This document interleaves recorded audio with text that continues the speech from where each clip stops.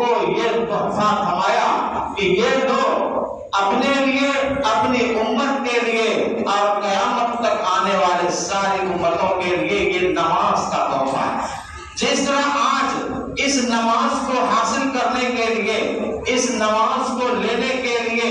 میں نے اپنے پاس تجھے بلایا ہے اور اپنی زیارت کرایا ہے، اور اللہ تعالیٰ آمنے سامنے اپنے محبوب کو یہ تحفہ عطا فرمایا ہے، تو جس طرح سے یہ آمنے سامنے تحفہ دیا گیا ہے، ایسے ہی یہ 5 نمازیں ہیں۔ اگر ان 5 نمازوں کو تیری امت اپنی زندگی کا حصہ بنا لے گی اور اپنے رگ و ریشے میں بسا لے گی اور اپنی زندگی میں بسا لے گی، پوری اطاعت کے ساتھ، پوری خشوع کے ساتھ، حضور کے ساتھ، للہیت کے ساتھ، اخلاص کے ساتھ اور پورے طور سے ذوق شوق کے ساتھ اگر یہ نماز کو بسا لے گی اپنی زندگی میں، تو یاد رکھو کہ جس طرح سے تم نے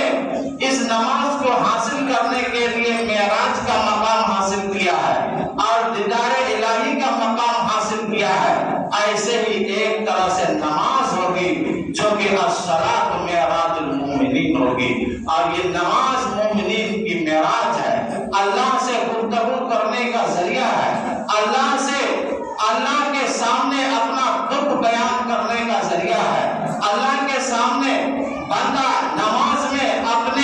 اپنا ہر کچھ خدا سے بیان کرتا ہے، خدا کے سامنے اپنا دکھ بھی بیان کرتا ہے اور اپنی پریشانی بھی بیان کرتا ہے اور اپنی دعا کو بھی پیش کرتا ہے اور اپنی مانگ کو بھی پیش کرتا ہے۔ وہ خالق کائنات ہے نا، وہ سارے دنیا کو پیدا کرنے والا ہے، وہ سب کو دینے والا ہے، وہ سب کو دینے والا ہے، وہ ساری کائنات میں بسنے والی ساری مخلوقات کو کھلانے والا خدا ہے۔ وہ اللہ نے یہ 5 نمازوں کا پاسورڈ دے دیا بندوں کو کہ ان نمازوں کو اپنی زندگی میں بسا دو، کبھی تم تنہا نہیں رہو گے۔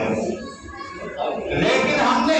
نماز کو جیسے چھوڑا اور نماز سے دوری اختیار کی تو ہم خدا سے دور ہوتے چلے گئے اور پھر ہم تنہا رہنے لگے، اور اس طرح سے تنہائی نے مسلمانوں کو کمزور کر کے رکھ دیا،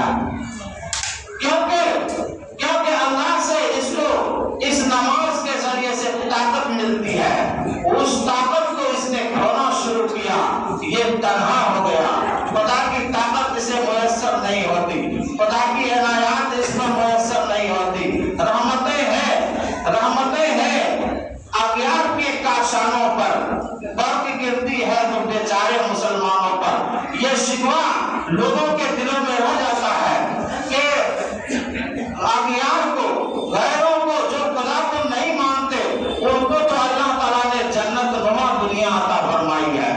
اور اس کو اتنا عیش آرام میں دیا ہے، اسے کوئی بھی چیز کی کمی نہیں ہوتی ہے، اور پیسے ویسے تو پانی کی طرح ان کے پاس ہوتے ہیں، لیکن ایک مسلمان غریب ہے جو کہ اپنے آپ کو کمزور اور لاچار سمجھتا ہے۔ اللہ تعالیٰ اپنے بندوں سے یہ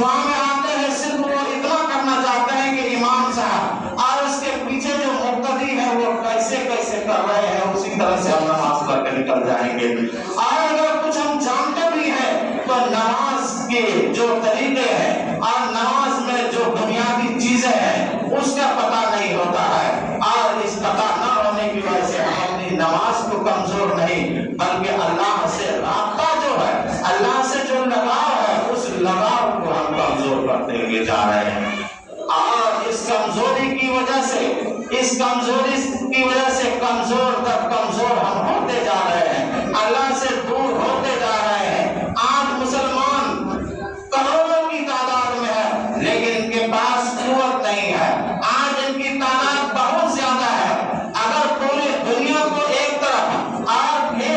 دین اسلام کو ماننے والے نام نہاد مسلمانوں کو ایک طرف کیا جائے تو سمجھیے کہ لگ بھگ آدھی دنیا مسلمان کی آبادی ہے. لیکن ان لوگوں میں طاقت نہیں ہے کیونکہ یہ لیبل لگا رکھا ہے, یہ اپنے اندر ایک بوجھ چسپا کر رکھا ہے, یہ اپنے اندر ایک نشان چسپا کر رکھا ہے کہ ہم مسلمان ہیں اور ہم اسلام کے ماننے والے ہیں, ہم محمد رسول اللہ کے ماننے والے ہیں ٹھیک, لیکن اللہ سے ربط لینے والے کتنے ہیں اور اللہ سے تعلق جوڑنے والے کتنے ہیں اور اللہ سے جو مانگے وہ دے دے وہ لوگ کتنے ہیں.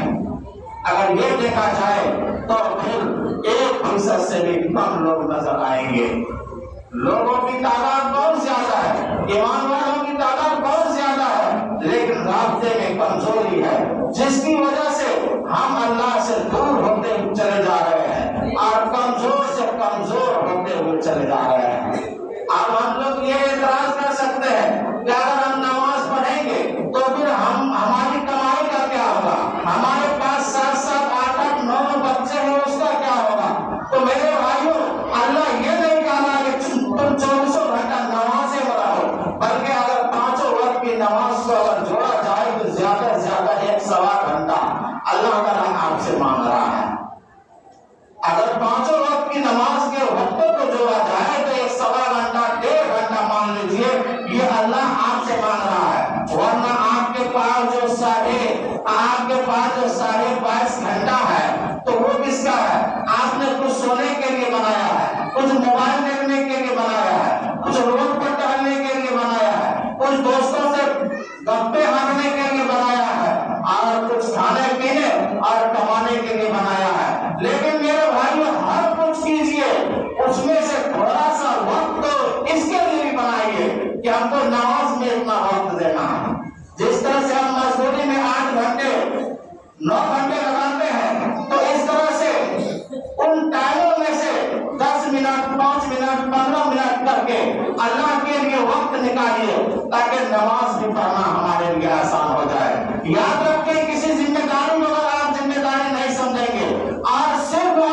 یہ سمجھیں گے کہ چلو فرصت ملے گی تو نماز پڑھ لیں گے, فرصت آپ کو کبھی بھی نہیں مل سکتی ہے. بچپن میں کھیل سے فرصت آپ کو نہیں ملی اور جوانی میں مستی سے فرصت آپ کو نہیں ملی, اور جیسے ہی شادی ہو گئی تو پھر بیوی اور بچوں سے فرصت نہیں. اب یہ تمنائیں کر رکھتے ہیں کہ بوڑھا ہو جائیں گے, بچے کما کر کھلائیں گے, بیٹھاری ہو جائیں گے, اس وقت فرصت ملے گی. اس وقت آپ کو ٹینشن سے فرصت نہیں ملے گی, اس لیے کہ بال بچے آپ کی باتوں پر نہیں رہیں گے, آپ کے حالات آپ کی نافرمانی برابر جائیں گے. اس وقت آپ کو چین کا کھانا بھی میسر نہیں ہوگا. تو فرصت کہاں ہے؟ اور وہ بھی فرصت کیا, اگر یہ طے شدہ بات ہو کہ آپ 60 سال 65 سال یا کہ 100 سال جیئیں گے اور یہ طے بات رہے گی تو پھر اس میں سے آپ کسی بھی ٹائم, کسی بھی دن, کسی بھی سال وقت نکال سکتے تھے, لیکن وہ بھی وقت مقرر نہیں ہے. اور جب آدمی ایک طرف کوئی کام کر رہا ہوتا ہے یا پھر کہیں جا رہا ہوتا ہے یا پھر اپنی شادی کی تیاری کر رہا ہوتا ہے یا پھر اسی طرح سے کوئی اور خوشی کی تیاری کر رہا ہوتا ہے, اچانک ملک الموت اس کے دروازے پر دستک دیتا ہے اور کہتا ہے چلو جانے کا وقت آ گیا. اب یہ نہیں کہہ سکتا ہے میری شادی ہو رہی ہے, شادی ہونے دیجیے, 2-4 بچے ہو جائیں گے تو کم سے کم میری وراثت کو حاصل کرنے والے ہو جائیں گے. ایسا ہی موقع نہیں دیا جاتا. اور اگر بچپن میں ملک الموت آ جائے تو بھی اس کو یہ نہیں کہہ سکتے کہ 55 اور ان بال بچوں کو ماں باپ کا سہارا بننے دیجیے، ایسا بھی موقع نہیں دیا جاتا ہے۔ تو پھر فرصت کب ہے؟ یہ شیطانی الفاظ ہیں کہ فرصت